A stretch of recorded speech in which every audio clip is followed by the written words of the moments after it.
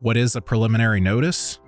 Filing a preliminary notice on SCR is the way to notify the owner, bank, and title company that you are working on a project.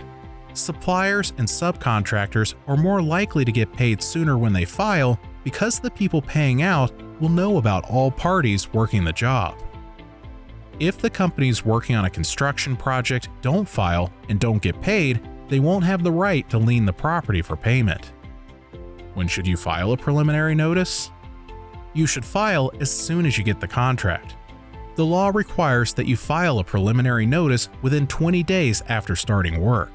If you file more than 20 days after starting work, the law limits your liens to all work that has been completed 5 days after you file. If you file on time, you can lien the full cost of your work. At the end of a job, the timelines change.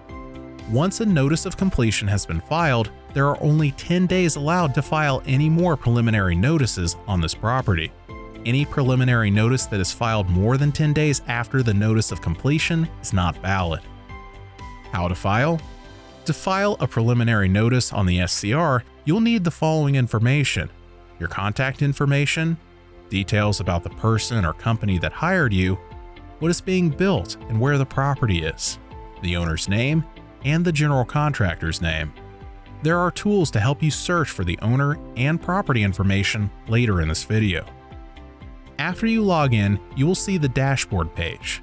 There are preliminary notice icons in 2 places on the page: the center and the right side of the screen. Clicking either icon will take you to a blank preliminary notice page. You will select your role for the project, whether you are a subcontractor, supplier, general contractor, architect, owner, or other. For this example, I'll select a subcontractor.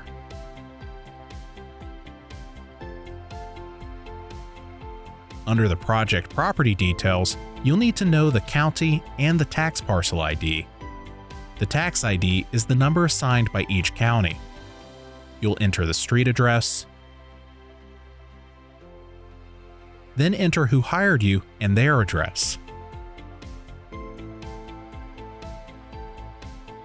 Next, add your information: your name, address, email, and phone number. Providing your contact information will allow the bank, title company, or owner to reach out to you to make sure that you're being paid.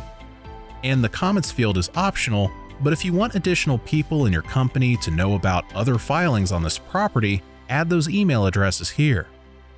Next, review your filing.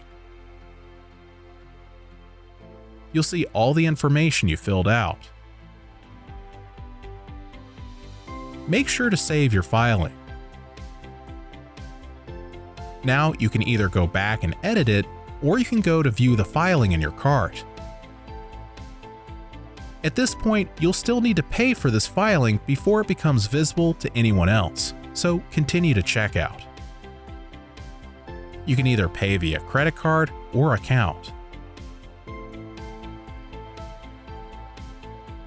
After payment, it now shows up at the top of my history.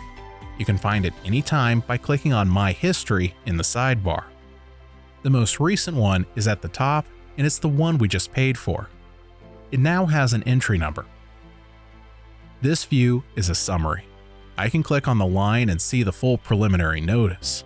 This is what the owner or the bank will see when they use the advanced search to look for any filing on their property. Pro tip: search an SCR filing number from someone else on the job.